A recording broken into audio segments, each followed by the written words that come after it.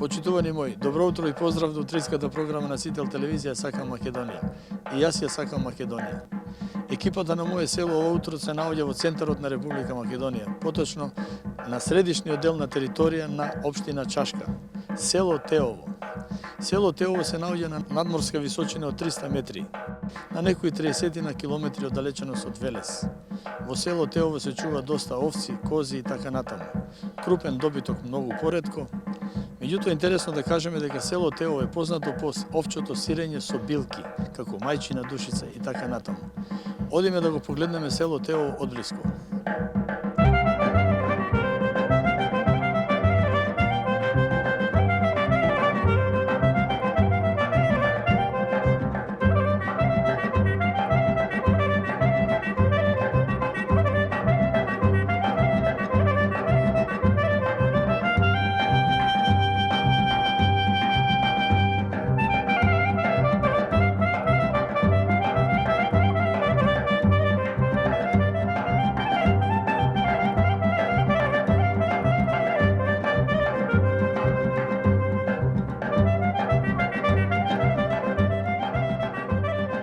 Моје село, Трајче Стаменковски, село Теово, учител во пензија. Трајче, добар ден. Добар ден, добро ни дојдовте во нашето урбано село. Едно од најубавите села во долината на Бабуна. Така е, се сложувам. Украсен овој природен споменик ни е Јаворот. Јаворот е споменик на природата. Споменик на природата, тој колос, тој капиталец, го бараат многу села, многу градови, меѓутоа немаат пари да го купат. Така е, не може. Немаат со злато не се доплаќа. Така е. Трајче, ти си тука роден? Јас сум тука роден во Теово, израснат во Теово, работев во Теово. Така. Од Теово сум и оженет и фамилијата ми е тука. Живеам тука и сега и последните пензионерски денови ги поминам тука, мислам, третото доба. Трајче, рековме дека си учител во пензија. Да. Од која до која година беше учител? Учител сум, се вработив 1966 година, точно овде во Ајде прво да те запитам, ти тука заврши училиште? Во истото училиште кај што си бил и учител, така? Во истото село каде што учев од прво до четврто, тогаш јас кога учев, имаше од прво до четврто, немаше до 8 оделение. Така?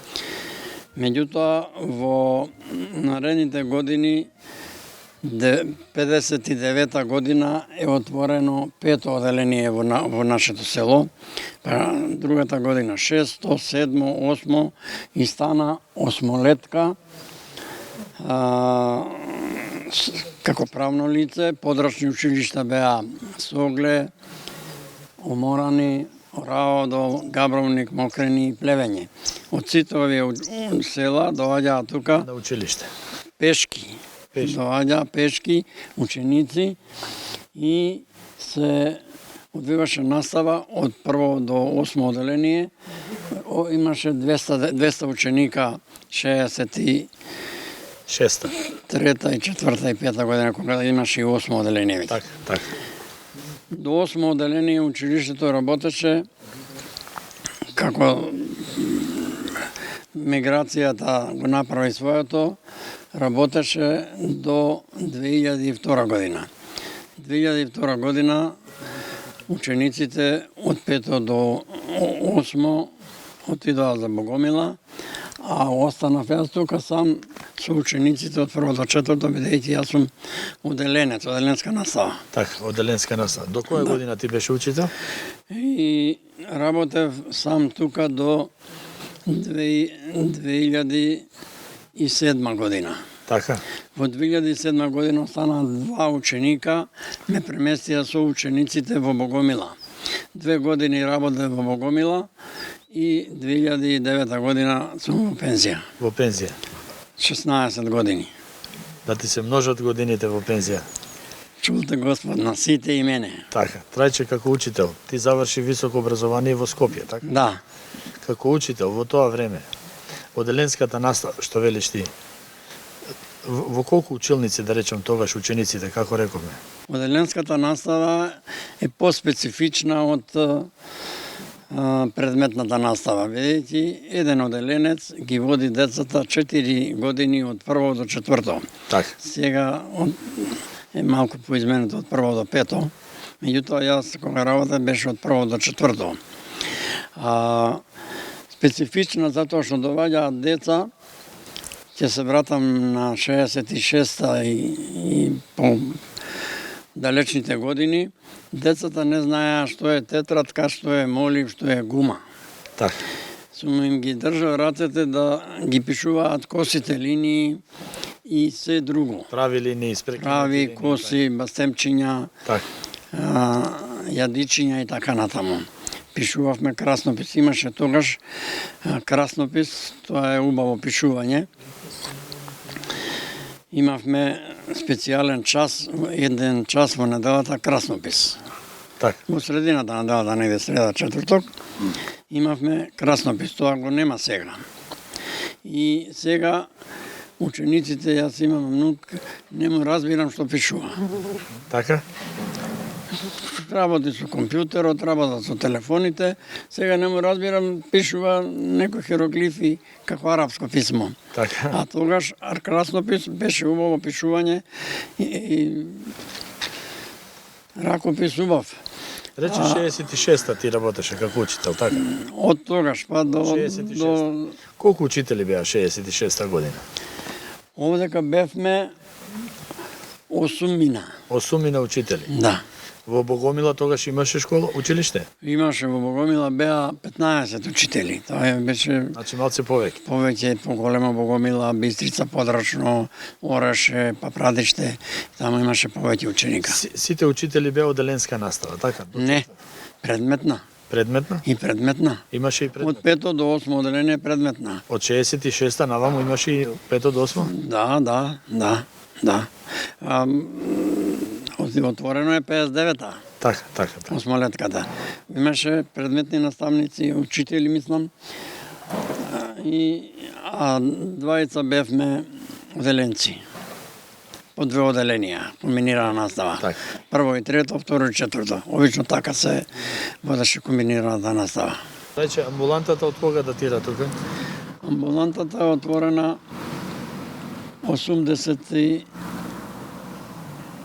85-та година. 80-тите години, така? 85-та година. И таа се затвори некаде 2007 и 2008 кога е училиштето. Така.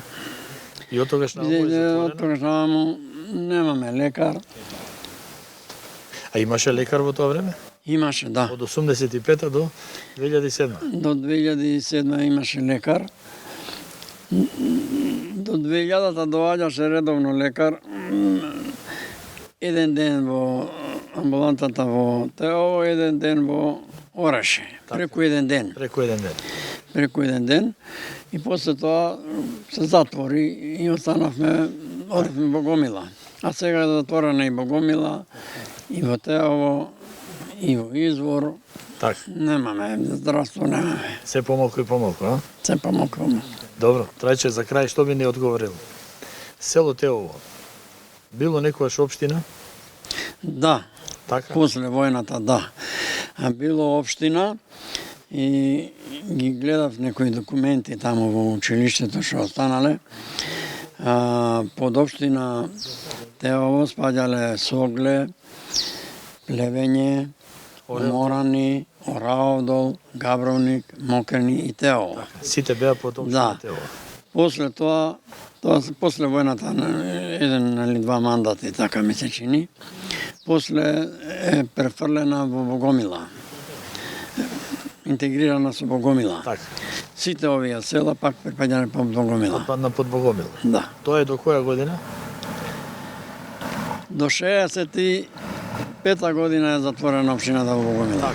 65-та, после одат сите под општина Чашка, така? Сите не, отидовме сите под општина Велес. Под општина Велес, така? А со новата локална самоуправа 96-та година Така. Богомила општината ја отворија и гласањето беше 96-та, се избра градоначалник, совет. Јас бев 2 мандата беше општината во Богомила, 2 мандата бе председател на Советот на општината. Така. И градоначалникот кој беше од Тоде Ѓорѓиевски и градоначалникот Филип Митревски. Така е. Трече ти благодарам за овие информации. И вас ви благодарам, добро што дојдовте да го види светот, да го види нашето село, да ги види убавините, меѓутоа останавме многу малку, негде околу 120 130 жители живееме редовно тука. Так. Повеќето еден двајца во куќа, еден двајца само кај Љупче и вамо кај Петре и уште кај на Љупче сестра му има повеќе Така. од двајца. Иначе сите сме по двајца и некој сам. Така. Да ти се множат годините во пензија. Чувте Господ, сите и мене и на сите. Ти благодарам. Благодарам и вас.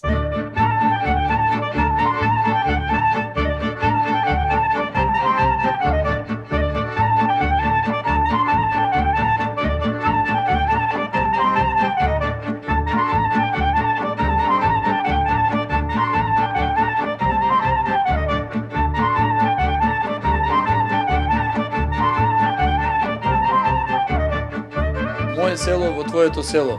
Аце Антески во село Теово. Стрико, добар ден. Дал ти Бог добро и од добро да не куртулите да даде Господ. Дај Боже, добро ве најдовме во сред село Теово. Добре дојдовте. Прво што би те прашал, ти си роден во село Теово. Да, роден во село Теово и до 8-летка останат во село Теово да живеам. Тоа е која година? 1959 година завршив 8 деление, Во село Теово. четврто деление во 1963 година завршив 8-летка. Ајде вака, се сеќаваш на учителката како се вика? Како не, се Или сеќам, учител? прво учител во прво и трето ни беше Панче Чонев, а неговата сопруга во второ и четврто деление Олга Чонева. А после кога се отвори овде, кога завршив ја четврто деление, се отвори пето, па кога завршив пето, шесто, седмо Така, и осмо така. и осмолетката остана овдека негде околу 20 на години. Стрико, колку дечиња тогаш имало во селото? Па до четврто деление имаше над 120, а до осмо деление, кога се отвори осмолетката, имаше скоро 200. Колку жители да броело селото?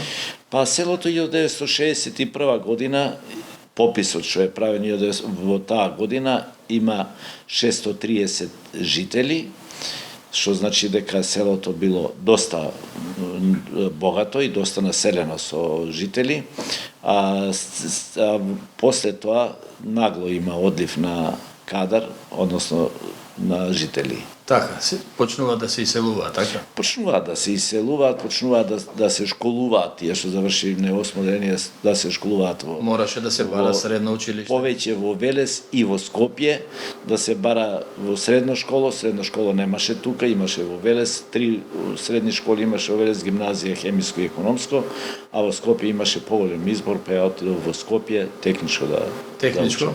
После техничко? Електротехничко, потоа завршив електроинженер и на крај дипломирав на економски факултет.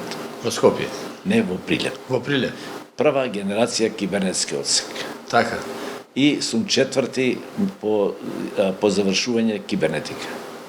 Сега вака би рекол. Додека се школуваше во село Теово, главна гранка на семејството што беше за екзистенција? Тутунот или стоката? На нашата фамилија главна гранка и беше тутунот, основна, па потоа сточарството. Така?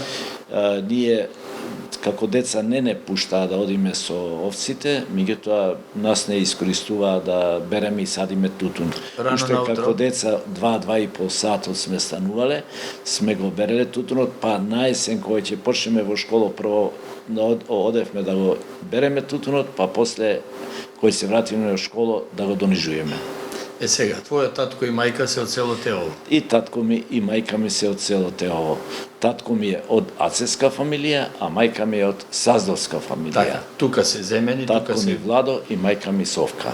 Да, да се... Тука се родени и тука се земале. Да, ги имаме стрикои на сликите. Ги имаме на сликата, да, од уметникот Данчо Калчев, од Гевгелија, ги озваничивме и ги назначивме. Така, како деца во ова село, кога било полно со народ, имало свадби, веселби. Па основно ни беше тогаш игранките. Имаше, како деца, ние имаше игранки под јаворот, скоро секоја вечер. А потоа свадбите. Свадбите биле, имаше цела година свадби и тоа ни било една од најголемите наши забави во тоа време. И се играше фудбал, немаше телефони, немаше струја, немаше вода. Сега селото е едно од најдобрите села, можам да кажам, овдека во целиот Азот. Така е, во средината на Азот е 30 км од Велес и 30 км од Прилеп.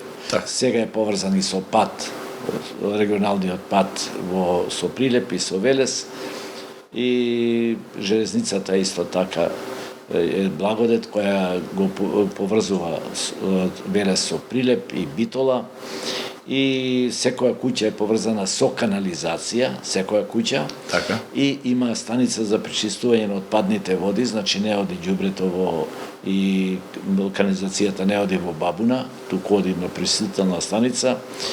Имаме тука станицата донесена во село, има секакви услови. Едно од најчистите села, можам да кажам, во целиот Азот. Најчистите, баш така.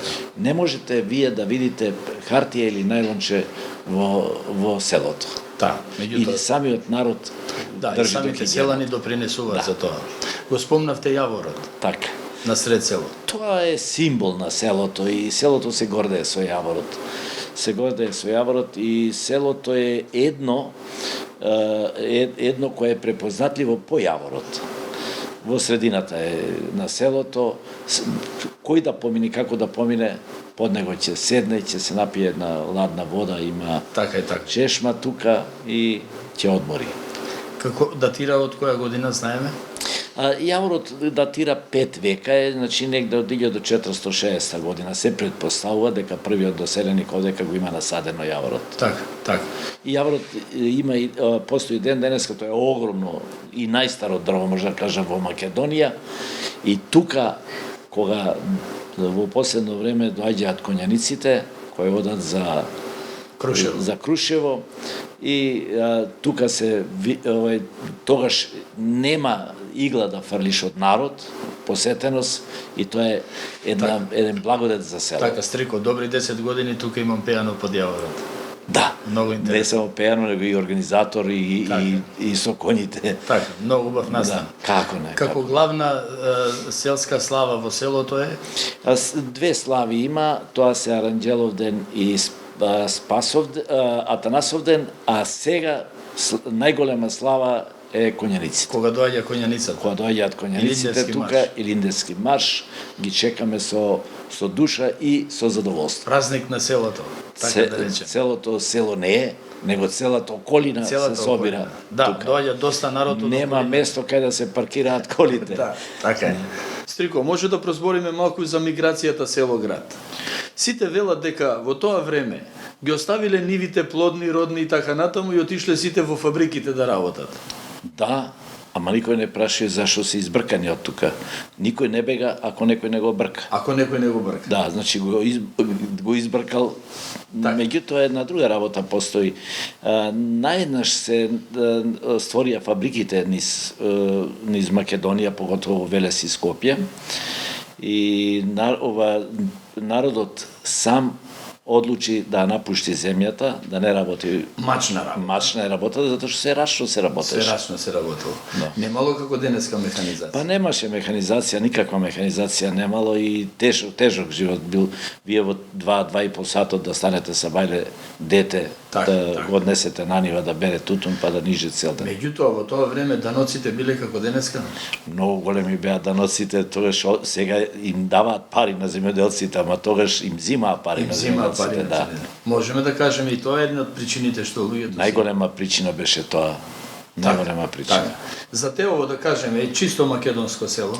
Па до ослободувањето било чисто македонско село по заминувањето на турците овдека имало до 1905-6 година постал турчин Ахмет или Авмет, они што го викаат. Така. Тој неколку фамилии работеле за него, меѓутоа од 1903-4 година заминува он од селото, се сели во Согле, а потоа заминува за Турска. Меѓутоа, после ослободувањето овдека, што е за многу голема чест и убавина, што овие тука селаниве, ако му починала жената во било кои услови, бидејќи не било ни толку здравството, тогаш оделе во Црна Гора, а таму од Црна Гора донеле тука невести.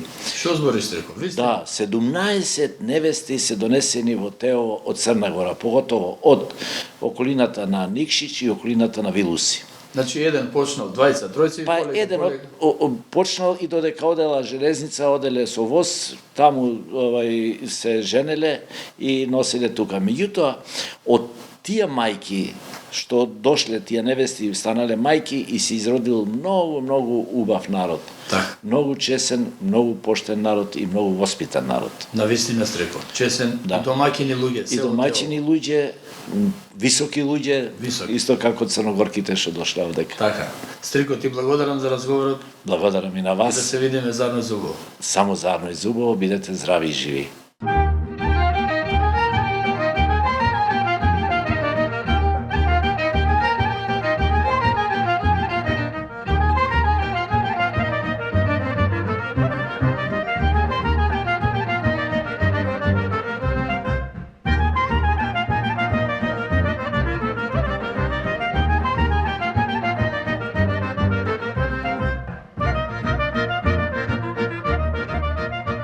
Моје село, Спасе Перовски, село Теово. Спасе, добар ден.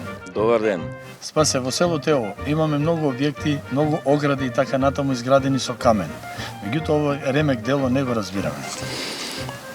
Па да, ова е современо уметничко дело кое што произлегува од тој камен кој што го спомнувате. Во Теово има многу традиција, многу културно како се да кажам, културна историја и културно наследство кое што е вградено во нашите стари куќи преку прозорците, преку покривите, преку подрумите и преку каменот се разбира. И така натаму. Да. Каменот е едно од основното градежно средство во регионот и е многу убав, има многу убав камен, затоа што тука Бабуна е во близина на 10 метра од нас, Бабуна, река Бабуна. Блиску до нас, околу од нас има многу камен, многу куќи кои што за жал се иселени и не се надевам дека полека ќе ги вратиме, нели, тие иселени луѓе, но овој ѕид е токму тоа практично. Сплотено културното наследство и културната традиција наша во едно уметничко дело кое што се нарекува, работен наслов му е Куќа, се вика Куќа. Така. Ѕидот има за цел да направи, да не навлегувам во теорија на уметничка теорија на ѕидот и инспирацијата околу ѕидот, но тоа е изработено од мене, е во работа, во тек на работа, не е доработено, ми требаат може уште 2-3 години да го завршам и се надевам дека тоа ќе остане во нашата традиција понатаму, нели? Затоа што во него има вградено многу символи кои што ги спомнавте претходно, од свастиката на пример, како символ универзален, нели, кој што се наоѓа секаде околу нас, од многу одамна па до денес, до, например, овде имаме горе класичен елемент на народна носија, кој што исто така е вграден во делото. Има многу символи и се надам дека за 3 години ќе имаме промоција на уметничкото дело. Зошто? Здравје Боже. Здравје Боже. Значи, носијата народна, што ја спомнавте, шарата на носијата народна, ние ја правиме, таму е со волна, овдека е со камен. Апсолутно, да. Така. Да, и многу символи, не само носијата, не само свастиката, туку и сонцето, туку и сите елементи кои што се карактеристични за нас, за овој регион, се всадени и вградени во ѕидот. Во моментов стоиме пред каменот наречен Солунска глава. Ова е Солунска глава. Па да, навистина Солунска глава, кој се гледа далеку, наликува на овој камен. Овој камен е куќа. Ова е темел од куќа, а од куќата имаме движење кон небото, кое што продолжува понатаму. Овде лево, овој камен е шлем. Да. Шлем, војнички шлем. Војнички шлем, така. Да. И понатаму, ако продолжиме лево и десно, ќе дојдеме до различни други елементи, кои што секако се изработени врз основ на претходна скица и своја Сето ова е твое смислено дело. Да, апсолутно, да. Секој камче овдека, секој камче е претходно скицирано, па донесено, па ставено во зидот, нормално со многу помош од пријателите околу во селото. Мештаните. Затоа мештаните, затоа што еден камен да го кренеш голем, треба сила.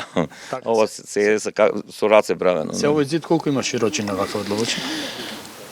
Па варира таа, затоа што и самото варирање на зидот, на дебелината на зидот, од тенко до дебело има своја функција, кога оди кон тенко и таму горе имаме дури пробиви низ зидот, доаѓа да, нели, со пробив, со перфорација низ зидот, а на некои места е дебел 50 сантима.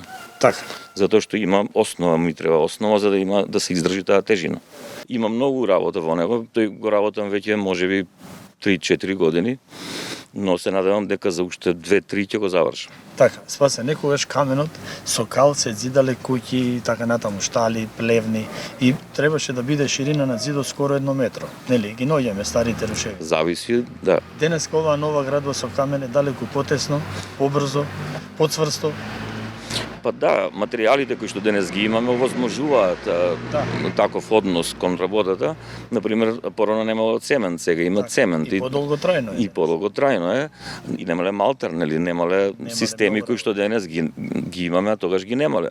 Но за среќа имале културна историја која што усно ја предавале од татко на син, па и таа останала, нели, до денес. Спасе, ова е ваша куќа или ја купили, дојден си тука или од село си? Мајка ми од овде, значи по мајка си од село. Да, по мајка сум од село Теово, тука е роден дедо ми Грнчар, Николовски Јован. Значи ти генерацијски пак на него се земе. Да, можеби и така е. А татко ми е од Ораов, до едно блиско село во околината на во близина, да. Така е. Иначе живеам во Велес. Во Велес. Добро, овдека освен оградата и куќата што се градиш во тој стил. Па да, се надевам дека ова понатаму ќе премине во нешто повеќе од само семејна куќа, тоа е на крајот целта. Например, можам и да спомнам дека идејата е да биде тоа резидентен центар за автори кои што се занимаваат со уметност која што е различна од сликарство, скулптура или ова, да не кажеме припаѓа на мозаик, нели? Сепак е недвижно, недвижен предмет, недвижно културно наследство. И ќе видиме како понатаму ќе го третира, нели, историјата и уметноста. Спасе, како уметник имаш многу дела направено? Па да, имам доста. Доста дела? Да, имам доста. Можеме да кажеме по села, по градови и така натаму? Не, веројатно нема врска уметноста со село или град, туку со самиот чин на творење. Така? Да. Творештвото е нешто спектакуларно, уметноста е. Ова го гледам и денеска ние. Уметноста е спектакуларна, најубава и ќе остане така тоа. Зидот има доволно елементи за да и биде уметничко дело. Затоа што ако кажете дека е уметничко дело, тогаш треба да стоите за тоа сериозно. Така, и навистина е уметничко дело за село Теово. Да. Спасе, ти благодарам за разговор. Ти благодарам и вас.